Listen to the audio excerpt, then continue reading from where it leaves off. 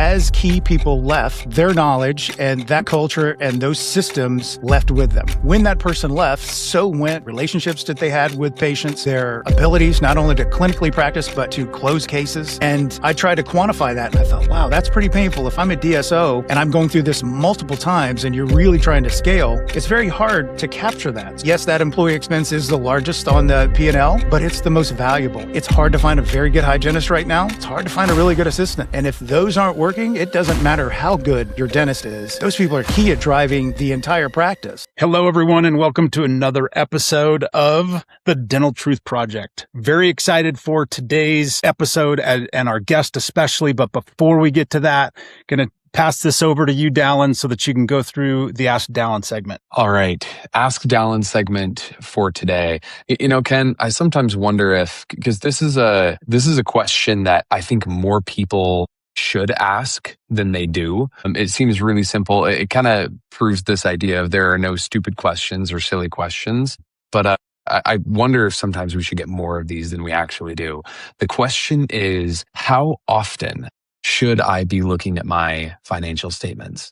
It's a great question because there are lots of founders, especially in the early days of their company, that are so focused on growth and so focused on the actual day-to-day operation running of their business that taking the time to sit down and review financial statements isn't a priority and happens once a quarter or so. And at Accrudent, we deliver financial statements once a month, and we maintain that for anyone running a business, once a month is the absolute bare minimum that you should be looking at your financial statements. And that's going to include your P&L and your balance sheet and your statement of cash flow. Now, as far as like the nitty-gritty details of what's on there, if you're the owner of your company, you can delegate some responsibility out, but you cannot delegate actually looking at the financial statements and understanding what's going on with your business. If you are an owner, if you are a CEO, this is something you are never going to delegate. It is something that you are always going to do. The CEOs of the biggest public companies in the world still look at their financial statements monthly. You're not going to grow past this. It's just a necessity if you're a business owner. Do you think I captured that, Ken? Yeah, you did it. I'm just going to say one more thing. We were with a client earlier this morning going through their financial statements with a fine-tooth comb, finding add backs, doing all the things that you should be doing when it comes to it. So definitely near and dear to our hearts. But anyways, we've got to jump to our episode now and our amazing guest. So I want to introduce Frank Clayton. Frank, why don't you go ahead and just give a quick introduction about yourself to our audience, and then we'll jump right into the truth you want to talk about today. I appreciate it. It's great being on here and being able to talk about this. This is my wheelhouse after dentistry. I started de novo practice about 25 years ago and recently sold to a small DSO here in Atlanta, and did a 2-year earnout. And now I do some consulting, practice advisement, and I've always been interested in the business side. And listening to your Ask Dallin segment, I was the geeky dentist who once a week looked at financials. I even went so far as when I had a specialist in my office, I would have 2 separate P&Ls. I even tried to do a third P&L just for the hygiene. I considered that a system within the office to really drill down. I don't think a lot of dentists do that, but I totally agree. A month is the minimum that you should be looking at your financials. And it's almost like a stock. You don't want to look at it every day if you're in there for the long term. But if you're looking for an exit, or you're talking to Ken about, expanding or consolidation, or you're looking for, ideas where the accrual method would be better than a cash, because I know most of us are cash based. And I had talks with my accountant back in my career where I thought about doing multiple offices and perhaps doing some things. And she said, and this is another reason why we connected. She goes, "Oh, you got to think about an accrual method." And I thought, well, she goes, "Not now, but if you're thinking about doing multiple offices or selling to a DSO, it's a wise thing to do." So yes. That's kind of on par of what you guys do. And if you would have been around 15 years ago, you could have advised me one way or the other, but it is what it is. And I'm here now. And, right now I'm trying to help dentists in the DSO space and DSOs themselves recognize that gap I know, Dallin and Ken, you see on LinkedIn a lot. We've talked about it a lot. The days of just buying practices for DSOs and holding 5 or 7 years and getting a for sure exit, those days are numbered if they're not gone. Yeah, Yeah, that's absolutely. so true. There's a lot of things happening in the industry right now that it's kind of a microcosm, so to speak, meaning it's been brewing and growing and struggles and issues over time. Brink, what's kind of your high level of how you're thinking about, just the dental industry in general and where you're fitting in with it? Yeah, I'm thinking from observation, I did it myself for 23 years, sold. So I did my 2-year earnout. So I got to watch under the hood a bit about the changes. And, most of my friends who have sold didn't have a very good experience. I actually did, but I observed a lot in the operational side where DSOs, especially mine, smaller manpower, sub 50 practices, didn't have the manpower capacity to put hands on each practice. So what I noticed was as key people left, their knowledge and that culture and those systems left with them. A portion remained. So I always wondered, even in my own practice, when I called them my unicorns, when your unicorns leave, they take the knowledge with you. They take, 20 years of thought process. I'm not talking about an SOP manual, even if it's digital. I'm talking about how did they sell that case? How did they do this? And I always wondered that because I know there's a drop off when DSOs buy practices, and I'm in the process of quantifying the drop off because I don't have hard numbers. Do you guys know what it is if a key doc leaves? They're going to take, X% hit for a couple months before they ramp back up, or a hygienist. Have you ever seen numbers for that? Yeah, I've actually, Eric Roman put together a really interesting model around that. Okay. Just trying to understand the cost of the loss of the doctor and what they know and how they think about and process things in their world. It was in the hundreds of thousands. I don't remember the exact numbers that he had, but it was more than $100,000 of actual net cost to the practice between recruiting, bringing somebody new on, getting them into the culture, getting things, up and running. It's significant. And to sit there and watch it, I sold my practice and a key employee retired, and nothing else had changed. So those were all constants. When that person left, so went, relationships that they had with patients, their abilities, not only to clinically practice, but to close cases. And I tried to quantify that and I thought, wow, that's pretty painful. If I'm a DSO and I'm going through this multiple times and you're really trying to scale, it's very hard to capture that. So my goal is to try to keep some in the office because we've talked about, you see on LinkedIn, you see at conferences, it's getting tighter than it's ever been. So now you really have to put a heavy lens on operations, whereas before you could get away with it, Now you really have to look, especially if you're in harvest time and you want to exit. Heck, even if you're in the second or third year and you want to maintain or maybe grow, I've never really encountered that until the last year or two. And I see that. And I would be nervous if I were an investor looking at it. And if I were an operator or PE holding that portfolio, I'd say, wow, that is a real pain point. So I'm on a quest to help capture some of that. Question here. Because just before we went live on this episode, you mentioned that you have the opportunity to be engaged with private equity and to see how they think about things and how they process things. Could you maybe just, give us a high level of what you saw there and where dentistry maybe isn't thinking at the level they should be in terms of how private equity functions and works? Yeah, I've seen it from 3 sides, actually. The first side is 15 years ago, I invested in a healthcare fund, which had groups of DSOs. So I watched that as a provider and an owner of my practice and from an investor. So I saw returns and I saw reports from that side. The second side is after I sold my practice, I saw it from basically I became an employee and saw how they were running it from their side. So inside that office, I saw systems and operations that were there when they were my practice, but they started to have more friction.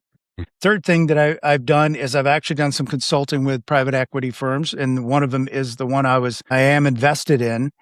And I got to look globally at their portfolio and saw common patterns that revealed themselves. And I wondered if it happened in my practice. Surely it's happening in a lot of places in it. And it confirmed that. So, this private equity firm had asked, what are you seeing? How can we slow this down? How can we mitigate this? And that gave me ideas for what I'm working on now, because I think it's been untouched. And a lot of people are trying to solve that operations issue. And I enjoy doing it because you look for gaps and you look for opportunities, always with the patient in mind. Private equity, always with the exit in mind. Those things don't have to be mutually exclusive. And I found that out as a dentist, in that you can be very profitable and still give great patient care. So I did that at the office level, and now I'm doing it at the private equity level, where I know their thesis and I know their goal, and you can still give good care. A lot of docs that I've talked to and a lot of reputations DSO have is,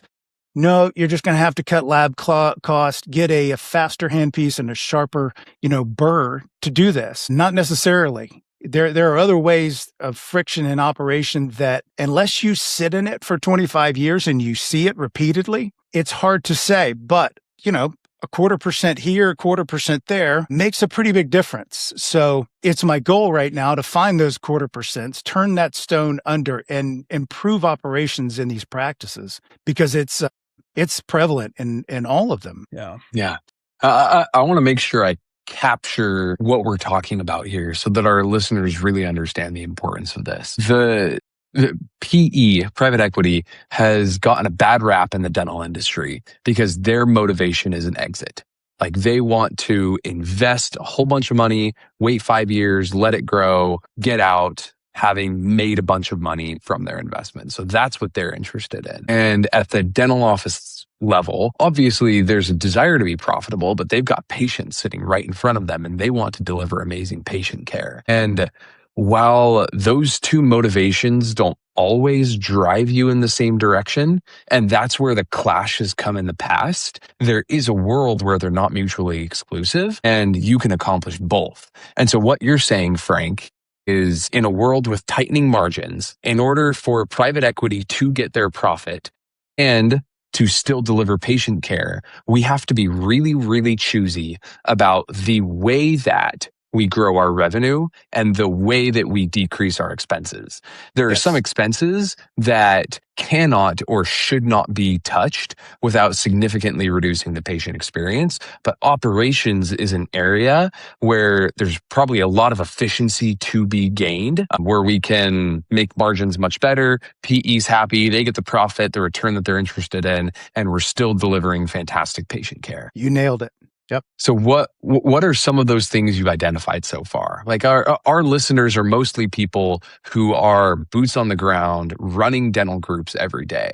So if you were to just give them 2 to 3 underhands, stuff that you're seeing that dental groups could do right now to reduce operations cost, what is that? Yeah, the first thing I would do is value those employees who have been there, who have the relationships, the hygienists who are really driving revenue, and also the doctors that are doing it. If you come in with a heavy hand and you say you're going to start doing this, or you tell the office, we need to meet these goals are fine. If they're attainable, fine, but reward the people that are there, because the cost of losing that employee and that relationship, to me, is puzzling why most DSOs don't value that. Meaning, I've had a hygienist there for 15 years, great relationship, and I had heard of a DSO squabbling over $1 an hour. Really simple to see the output that she's given, the relationships, the intangibles. And Ken, you talked about it. If Eric Roman had data on this, surely you can pull that up and see the loss of that hygienist, the 4 to 6 months it takes, not only, the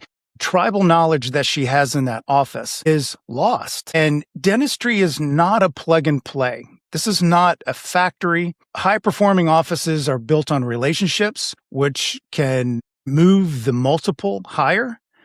And that's an intangible that you didn't have to notice before in a DSO. You don't see that on a spreadsheet until it's gone. And when it's gone, that's when, you see the smoke. If I am in a DSO, I can tell by numbers, maybe they're going down a little bit. But when there's fire, it's almost too late to do anything. So I never really agreed, if I were running a DSO, and I advise these PE firms on this, a top-down heavy hand approach is not well received on many types of these practices. Bottom-up approach Honestly, a little more leadership, and it doesn't have to be much. A little more support for the people that are there that produce those numbers that you bought. Realize that that group that you bought, those, the doc's locked in for 2 to 5 years, whatever your earnout is, but those employees could leave tomorrow. And you have to value that. And if you want to put a number on it and see a fire sale, it's already being squeezed enough with lower insurance reimbursements, with the economy being the way that it is. We're competing for summertime sports. You're competing for tuition. On top of that, then you start to really feel the squeeze. And that's not the time to deny $1 an hour raise for somebody who's shown commitment for 15 years, who statistically brings the revenue and the relationships, and the absence of them is a huge deficit for the practice. So I hope that most of these DSOs are starting to see on the operations side, to get the long answer to your question, Dolan, is understand that, yes, that employee expense is the largest on the P&L, but it's the most valuable. It's hard to find a very good hygienist right now. It's hard to find a really good assistant. And if those aren't working, it doesn't matter how good your dentist is. Those people are key at driving the entire practice. So I think the approach is going to have to be a little bit different than it was before, unless you're a Heartland or, you can drive it top down. You have the people in place. You have operations where that's supported. The bottom up approach needs to be more about leadership and more about support to that, as soft as that feels. And it's not on a spreadsheet again.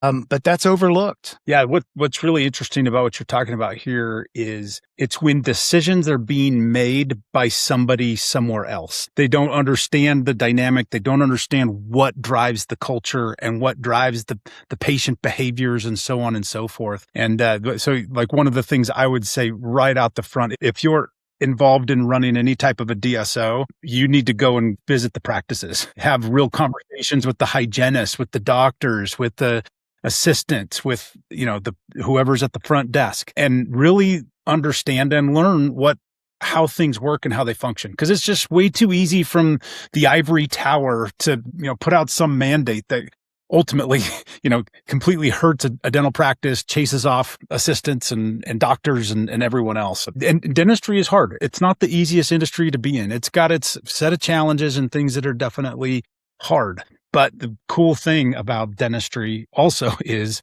that when you get everybody aligned, the rewards are phenomenal. Yes. For those who are investors, for those who are working in the practice, for doctors who are serving patients.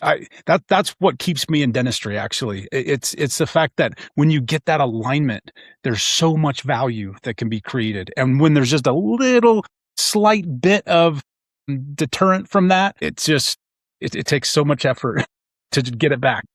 Yeah, you nailed it, Ken. I did it for years, and mine was always a work in progress. And I always tried to tweak systems, employees. And when it worked, we would go home at the end of the day, my staff and I, and go, wow, we produced this and it didn't feel like much, and we feel great. Again, patient got their care. Employees were heavily rewarded. Profitable for me as the owner. So I learned a while back, it's not mutually exclusive, but boy, get it off the rails, have a key person leave and it starts wobbling, have 2 key people leave in an office of 5. And then it starts to go, or you're making decisions knee jerk based on maybe fear and not financially driven, not staying the course during, recessions or dips. And you're making decisions that don't have a sound basis. Then you really start, like you said, you start sweating a lot, especially if you're a PE. You're sitting on heavy debt and you start to see wheels wobble and you're like, wow, I wish we could have avoided that. Yeah. I think it's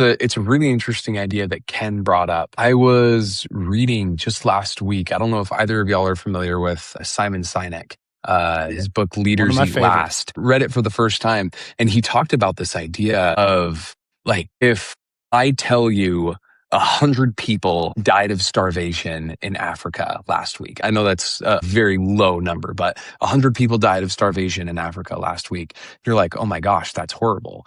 But if I say like my neighbor, Susie, who lives right next to me, is having this problem and this problem and this problem, and her husband died and she lost her job and she's just barely living paycheck to paycheck, or she's not going to make her house bill. Like if I tell you a story about a very specific person, it moves you more than this 100 people died of starvation. Like as human beings, we relate to individuals, we relate to people. And for that reason, if you're a leader, if you're a manager, if you're in charge of something and whatever you are in charge of becomes just a number to you, then you're out of touch. You've lost it. You don't have the insight that you need to make good decisions for managing that group of people. And Ken, to your point, I don't see of another way to fix that other than force yourself to be with people on a regular basis. And I don't know how wild of an idea that is. Like, how audacious is it for us to say, if there's a PE group that's sponsoring a DSO, the management team of that PE group needs to be in an office once a month? Like, is that weird to say? Is that wild to claim that would help anything? I don't know, but I think there's a really cool principle that we've touched on here, that something along those lines is needed to drive the alignment we've been talking about. Yeah, you nailed it. And Seneca is great at taking psychology and again, applying it to business where it applies. His stuff is wonderful. And you're right. People are behind the spreadsheet numbers. If you look at it, and Ken, you said in the beginning of the show, you're detached. If you're in Chicago looking at a spreadsheet of a practice in Atlanta, that's your 100 people died of famine in Africa, Dallin. If I'm sitting there I walked into an office and I can see and sense that things aren't right, your intuition should tell you, if not, you shouldn't be in that position anyway, should tell you that something's not right.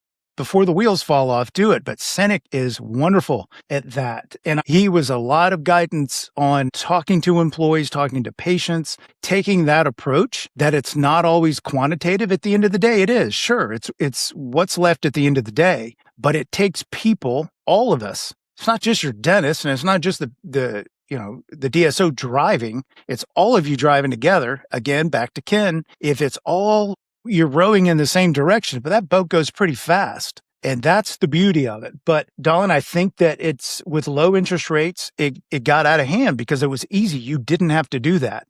And it's expensive to do that. But what's your ROI on that? If you don't, I think it's more expensive. That's right. So I think you nailed that. I was going to layer one thing here in that I've just been thinking about through this entire conversation. Hopefully I can weave this in clearly. When you have an executive that doesn't work in a dental practice, when you have them come into the dental practice and look around, a lot of times there's not even like a place to sit, right? Because dental practices are sometimes pretty small.